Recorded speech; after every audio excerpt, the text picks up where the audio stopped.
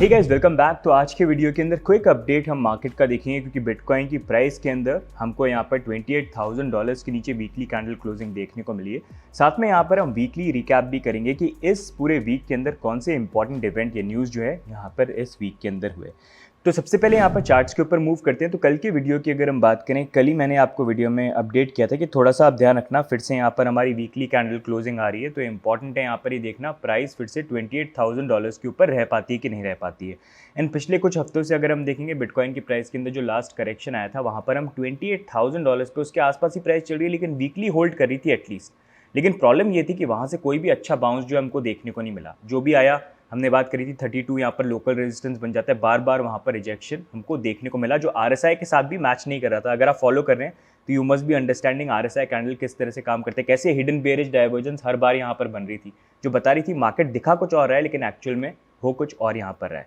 अब उसी अकॉर्डिंग कल हमने यहाँ पर बात करी थी कि अगर हम देखेंगे अब कैंडल्स के अकॉर्डिंग यहाँ पर एक बेयरिश फ्लैग पैटर्न बन रहा है जो बेसिकली बोलता ये है कि प्राइस नीचे गिरी, कंसोलिडेशन हुआ और फिर फर्दर नीचे ड्रॉप करे। अब उसके अकॉर्डिंग अगर हम देखें, क्रूशल ये था 28 होल्ड करता है कि नहीं करता है। जो अभी अगर हम देखेंगे आज की हमारी वीकली कैंडल जो ओपन हुई है वो यहाँ पर $28,000 के नीचे हो गई है। इनफैक्ट प्राइस जो अभी $25,000 तक भी गई थी उसके आसपास ही ट्रेड कर रही है। अब प्रॉब्लम की बात यहाँ पर यह है कि जब भी कोई बहुत इंपॉर्टेंट सपोर्ट लेवल टूटता है ना, तो फिर वो जो सपोर्ट लेवल है वो उतना ही स्ट्रॉन्ग रेजिस्टेंस यहाँ पर बन जाता है।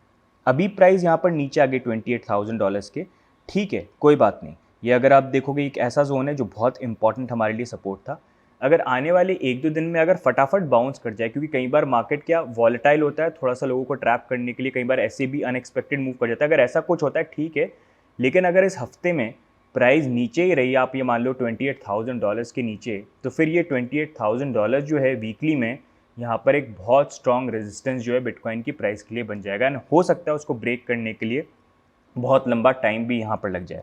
इसी कारण ये बहुत एक क्रूशल जोन था और हम प्रीवियसली भी बात कर चुके हैं कि इस एरिया के नीचे अगर आप देखोगे ना, इतना सपोर्ट है नहीं। $28,000 के नीचे बिटकॉइन ने टाइम स्पेंड किया ही नहीं है, तो ना सपोर्ट है ज़्यादा, ना कुछ रेजिस्टेंस है। अगर थोड़ा सा कुछ भी हुआ, कुछ भी पैनिक वगैरह क्रिएट हो तो ईजिली प्राइस नीचे यहाँ पर जा सकती है। एंड उसका फिर लेवल यहाँ पर आप मानने में 12 भी मान सकते हो, आप 15 भी मान सकते हो, 18 भी मान सकते हो, उस लेवल का भी बन जाएगा। कोई सपोर्ट है ही नहीं। आप बेसिकली देख सकते हो दिस इज़ दी, इसको बोल सकते हो फिर भी एक next level of up support जो 12,000 यहाँ पर बन जाता है, 12 से 15 का रेंज है, राइट। तो इसी कारण से अभी यहाँ पर इंपॉर्टेंट ये है देखना कि नेक्स्ट 2 दिन के अंदर प्राइस ऊपर चली है, बढ़िया है, नहीं रही तो देन थोड़ा सा उस अकॉर्डिंग अपनी ट्रेड जो आप प्लान कर लो। और इतने टाइम से आपको हम बता रहे हैं, देखो 2 साल का बुल मार्केट है तो 2 साल का बेयर मार्केट भी रहता है। एंड बेयर मार्केट किसी भी फाइनेंशियल मार्केट में आना जरूरी है। ग्लोबली तो चल ही रहा है क्राइसिस जो यहाँ पर, लेकिन बिटकॉइन का साइकिल ही अगर अकेले आप उठा के देख लो तो वही आपको बता देगा 2 साल का बुल है, 2 साल का बेयर है। जो हम इतने टाइम से बात करें वही चीज़ जो है अभी यहाँ पर हमको प्ले आउट होते हुए देखने को मिल रही है। ताकि यहाँ पर जो डम मनी है that moves out and smart money जो है वो स्मार्ट इन्वेस्टिंग करेंगे, ये प्लान करके किस लेवल तक का करेक्शन हो सकता है एंड उस अकॉर्डिंग अपना जो मनी है वो यहाँ पर इन्वेस्ट करेंगे, जहाँ पर बाकी लोग सेल करके मूव आउट करेंगे। तो इसलिए इन्वेस्टमेंट कहीं पर भी करो, you need to have a plan. If you don't have a plan you are bound to get ragged. बाकी अगर इमीडिएट सपोर्ट वाइज अगर हम बात करते हैं तो यहाँ पर बिटकॉइन की प्राइस के लिए 200 वीकली मूविंग एवरेज जो है वो तो एक जोन बन ही जाता है, क्योंकि वैसे तो कोई और सपोर्ट है नहीं। देखने के लिए मूविंग एवरेज ही बनता है जो यहाँ पर $22,000 का बन जाता है। लेकिन मैं इस पर यह मान सकता हूँ कि आके एक दो बार बाउंस कर जाए, लेकिन थोड़ा केयरफुल रहना। हो सकता है प्राइस, क्योंकि यहाँ पर सपोर्ट नहीं है ना, और भी अलग तरीके का अनएक्सपेक्टेड सरप्राइज दे दे इसके नीचे जाने का। तो बी ए बिट केयरफुल। ये मत सोचना कि 200 वीकली है तो 100% ये यहाँ पर रिलाई करके उस तरह से बाउंस देगा, क्योंकि पहले जब हम बात करते थे 2018 में तब इतने लोग 200 वीकली मूविंग एवरेज को फॉलो नहीं करते थे, लेकिन आज की डेट में everybody is talking about it. तो सब जब एक चीज़ के बारे में बात करते हैं तो उसका ऑपोजिट होने के चांसेस ज़्यादा हो जाते हैं। आई होप ये चैनल देख के आप चीज़ सीख रहे हो यहाँ पर, राइट। तो ये है। बाकी लेट्स सी चीज़ें किस तरह से प्ले आउट होती है। फंडिंग रेट की अगर हम बात करते हैं तो फंडिंग रेट अभी भी अगर आप देखोगे, देखो इतना प्राइस के अंदर मूवमेंट भी आ गया, लेकिन अगर आप देखोगे हमारे नूबड़े एक्सचेंज पे तो लोग अभी भी यहाँ पर लॉन्ग ओपन कर रखे हैं, मतलब फंडिंग रेट पॉजिटिव चल रही है। एंड ओवरऑल यहाँ पर चेंज होता रहता है, लेकिन इट्स नॉट दैट नेगेटिव। मतलब ऐसा नहीं है कि ओवरऑल हर एक्सचेंजेस पे हमको नेगेटिव फंडिंग रेट देखने को मिले ज़्यादा। वैसा होता है तो थोड़ा बेटर रहता है, पैनिक रहता है। ये थोड़ा सा और बोल देता है कि और डर की संभावना जो है यहाँ पर बन जाती है। बाकी देखते हैं किस तरह से फंडिंग रेट जो है आगे यहाँ पर मूव करती है। अब नेक्स्ट मूविंग ऑन यहाँ पर हम बात करें कि इस वीक के अंदर इंपॉर्टेंट न्यूज़ और इवेंट्स यहाँ पर क्या हुए। तो वेब3 की फंडिंग जो है वो पूरे जोशों से यहाँ पर चल रही है, मार्केट कैसा भी चल रहा हो। जहाँ पर फिलिक्स कैपिटल अगर देखेंगे तो उन्होंने यहाँ पर अभी फ्रेश 600 मिलियन रेज करें हैं, जो वो प्लान कर रहे हैं यहाँ पर वेब3 और ब्लॉकचेन कंपनीज के अंदर इन्वेस्ट करने के लिए। तो जो लोग ब्लॉकचेन की कंपनीज बिल्ड करना चाहते हैं या प्रोजेक्ट्स, उनके लिए काफ़ी अच्छा है ये। लास्ट वीक ही हमने बात की थी कैसे बाइनेंस और नई नई फर्म्स यहाँ पर अपने फंड्स जो है उनको एक तरह से बोल रहे हैं कि वो भी हम यहाँ पर इन्वेस्ट करना चाहते हैं। CoinDCX ने भी यहाँ पर अनाउंस किया था। एंड इनफैक्ट अगर आप देखोगे फिलिक्स कैपिटल जो है, इनका जो फंड था 500 मिलियन ये कोशिश कर रहे थे रेस करने की, लेकिन वो ओवर सब्सक्राइब था 20%। तो उससे ये शो कर रहा है कि वेब3 के अंदर काफ़ी ज़्यादा VCs का इंटरेस्ट तो कहीं ना कहीं यहाँ पर बन रहा है। बाकी नेक्स्ट मूविंग ऑन अगर हम बात करेंगे, पेपैल जिन्होंने यहाँ पर क्रिप्टो के अंदर बाइंग और सेलिंग को एनेबल किया था, उन्होंने न्यूयॉर्क के अंदर यहाँ पर जो लाइसेंस है वो भी ले लिया। तो न्यूयॉर्क के अंदर आपको लाइसेंस लेना पड़ता है अगर आप सर्विसेज प्रोवाइड करना चाहते हो लोगों को यहाँ पर। एंड साथ में यहाँ पर पहले ये था कि पेपैल को अगर आप यूज़ करें तो बाय सेल कर सकते हो, लेकिन विड्रॉ नहीं कर सकते उसको किसी एक्सटर्नल वॉलेट के अंदर या किसी और एक्सचेंज के अंदर। तो वो जो चीज़ है अब पेपैल ने यहाँ पर एनेबल कर दी है, जो बहुत बड़ी मूव है। लेकिन अभी ये यहाँ पर US एंड बाकी जो UK है उसके अंदर ही मोस्टली यहाँ पर लिमिटेड है। इंडिया के अंदर ऐसी कोई चीज़ नहीं, खुश मत होना इतना ज़्यादा। बाकी नेक्स्ट मूविंग ऑन अगर हम बात करेंगे तो यहाँ पर अब फ्रेश न्यूज़ ये निकल के है, जहाँ पर ये रिपोर्ट किया जा रहा है कि SEC जो है वो अब बाइनेंस के पीछे यहाँ पर है। जहाँ पर BNB का जो ICO हुआ था 2017 के अंदर, उसको लेके ये यहाँ पर बात करें, जिसको लेके काफ़ी लोगों के स्पेकुलेशन ये है कि अगर ऐसा होता है कि SEC भी बाइनेंस के BNB के पीछे जाते हैं तो XRP के साथ जैसा जिस तरह से केस हुआ उस तरह का हो सकता है। तभी अगर आप देखोगे तो CZ और बाइनेंस की तरफ से तो ये स्टेटमेंट है कि थोड़ा ओवर एग्जैजरेट करके ये बोल रहे हैं, और ऐसा कुछ भी नहीं है। We have been transparent with everything and regulation wise हम सारी चीज़ों के साथ प्रॉपर्ली यहाँ पर काम कर रहे हैं। बट इन दी एंड ये डेवलपिंग सिचुएशन है, रिपोर्ट किया है, एक्चुअली में ऐसी कोई न्यूज़ तो यहाँ पर आई नहीं है। तो जब तक यहाँ पर कोई ऑफिशियल न्यूज़ नहीं आती है इट इज स्टिल फाइन, लेकिन फिर भी ऐसी न्यूज़ के साथ अपडेटेड रहना इंपॉर्टेंट है, क्योंकि in the end it's your money and it's on the exchanges. अब नेक्स्ट मूविंग ऑन अगर हम यहाँ पर बात करेंगे तो लूना के फाउंडर डू क्वान, उनकी जो सागा है वो यहाँ पर कंटिन्यू चल रही है, जहाँ पर कुछ जो लूना के एम्प्लॉयज़ है उन्होंने ये चीज़ बोला है कि यहाँ पर जो फाउंडर थे ये डू क्वान, उन्होंने USD क्रैश से पहले अराउंड 80 मिलियन पर मंथ जो थे यहाँ पर उन्होंने विड्रॉ किए थे। एंड इसको लेके ये बोला जा रहा है कि अब SEC भी जो है वो पूरा इन्वेस्टिगेट करिए, एंड बोल रहे हैं कि 80 मिलियन से भी ज़्यादा हो सकता है, बिलियन की बात हो रही थी यहाँ पर। ऑल्दो डू क्वान ने ये बोला है कि नहीं, ये पूरे एलिगेशंस गलत है और मैंने ऐसा कुछ भी नहीं किया है।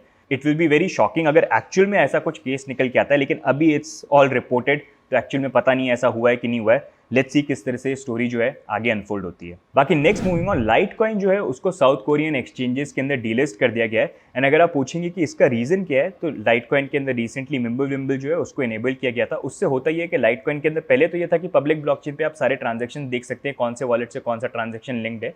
लेकिन मिम्बल के बाद प्रिवेसी जो है वो बहुत ज़्यादा बढ़ गई है, तो उससे अब अनोनिमस तरीके से लोग यहाँ पर सेंड कर सकते हैं। इसके अगेंस्ट में अगर आप देखेंगे साउथ कोरिया के अंदर फाइनेंशियल इन्फॉर्मेशन एक्ट जो उसमें उन्होंने मेंशन कर रखा है कि ओपन पब्लिक ब्लॉकचेन है, दैट इज फाइन, लेकिन प्रिवेसी कॉइन्स जो है उनको यहाँ पर वो रखना नहीं चाहते हैं। तो उसी कारण से साउथ कोरियन एक्सचेंजेस जो है उन्होंने लाइटकॉइन को यहाँ पर डीलिस्ट कर दिया, और हो सकता है बाकी कंट्रीज़ में भी हमको सिमिलर चीज़ देखने को मिले, क्योंकि यहाँ पर जो ओपन पब्लिक ब्लॉकचेन वाले क्रिप्टो हैं उसको फिर भी वो अलाउ कर रहे हैं, लेकिन प्रिवेसी वाले से थोड़ा दूर रह लें, क्योंकि वो गलत काम के लिए यूज़ हो सकते हैं, क्योंकि उसमें ट्रैक करना थोड़ा मुश्किल यहाँ पर हो जाता है।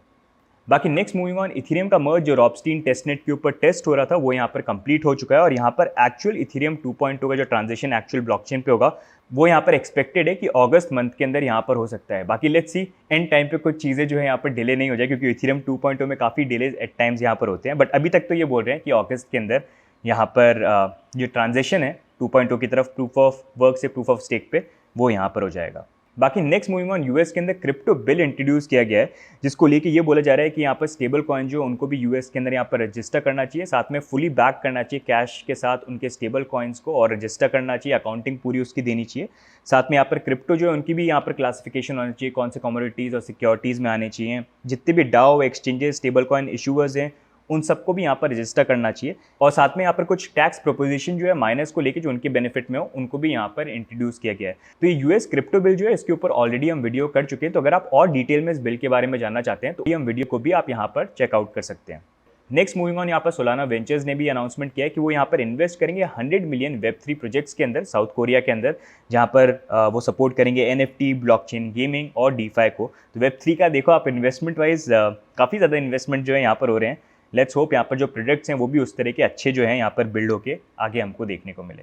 नेक्स्ट मूविंग ऑन जापान की बात करेंगे तो वो अभी भी लीड कर रहे हैं जब क्रिप्टो रेगुलेशंस की यहाँ पर बात आ रही है एंड वेब 3 की भी जब यहाँ पर बात आ रही है, जहाँ पर जापानीज गवर्नमेंट ने यहाँ पर एक नई पॉलिसी को इंट्रोड्यूस किया है जहाँ पर वो ड्राइव करना चाहते हैं यहाँ पर वेब 3.0 का अडॉप्शन। ये जो नई पॉलिसी है यहाँ पर प्रमोट करेगी डिजिटल एसेट्स को, जहाँ पर वो अलाउ करेगी यूजर्स को कि अपना डेटा वो खुद यहाँ पर मैनेज कर पाएँ और ज़्यादा यहाँ पर जो डिसेंट्रलाइज प्लेटफॉर्म है वो यहाँ पर है। तो अभी जो लोगों का डेटा है जो नॉर्मली सेंट्रलाइज कंपनी यहाँ पर होल्ड करती है, उसकी जगह डिसेंट्रलाइजेशन का जो यूज़ हो सकता है ताकि लोगों की प्राइवेसी भी रहे, अपना डेटा खुद वो ओन करें। तो उसको लेके अडॉप्शन जो है वो चाहते हैं कि और ज़्यादा यहाँ पर बढ़े और उसी को लेके यहाँ पर पॉलिसी जो है इंट्रोड्यूस किया गया है, which is a very good move. और हो सकता है ये जो पॉलिसी है बाकी कंट्रीज़ के लिए भी कहीं ना कहीं केस स्टडी बन जाए। बाकी अब एंड में यहाँ पर हम देखते हैं कि इस वीक के अंदर टॉप गेनर्स और टॉप लूजर्स कौन से थे। तो टॉप गेनर्स के अंदर यहाँ पर हीलियम, चेनलिंक और थीटा जो है वो यहाँ पर टॉप गेनर्स थे। और टॉप लूजर्स की बात करेंगे तो उसमें वेव्स, एल्रॉन्ड और लूना क्लासिक वो टॉप लूजर्स यहाँ पर थे। तो गाइस ये हो गए इस वीक के वीकली अपडेट्स। अगर आपको वीडियो अच्छा लगा और कुछ नया सीखने को मिला तो वीडियो को लाइक करना, सब्सक्राइब करना, स्पेशली अगर आपको ये वीकली अपडेट्स अच्छे लग रहे हैं तो। साथ में आपके क्या व्यू पॉइंट्स हैं यहाँ पर बिटकॉइन मार्केट को लेके और ऐसी कोई important news which we think we missed. एक है which I know which is about web 5.0 जिसके बारे में जैक डॉर्सी ने रिसेंटली यहाँ पर बात करी एंड आई नो उसको लेके काफी लोगों के कंफ्यूजन है कि जैक डॉर्सी यहाँ पर ट्रोल कर रहे हैं, ये एक्चुअल में it is something worth paying attention to. तो उसके लिए भी डोंट वरी, एक अच्छा डिटेल्ड एक्सप्लेनेशन वाला वीडियो जो है आपके लिए हम जल्दी यहाँ पर लेके आएंगे एंड स्पेशली अगर आप चाहते हो जल्दी लेके आए तो कमेंट्स में डाल के जरूर बताना। तो आज की वीडियो में इतना ही, बाकी मिलते हैं नेक्स्ट वीडियो में। तब तक के लिए bye and take care, bye bye.